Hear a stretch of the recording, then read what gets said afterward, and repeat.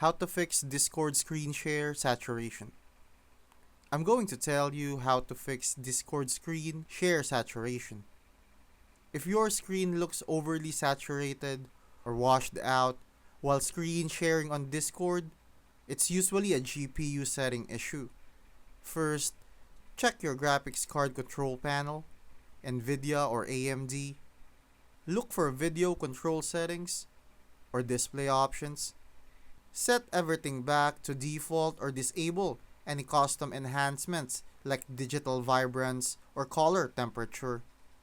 Next, open Discord, go to settings, voice and video. Scroll down to voice codec and toggle off open H.264 if enabled. Still not fixed? Try running Discord as admin or switching from your full screen to windowed mode while sharing. Lastly, update both Discord and your GPU drivers. That usually clears it up.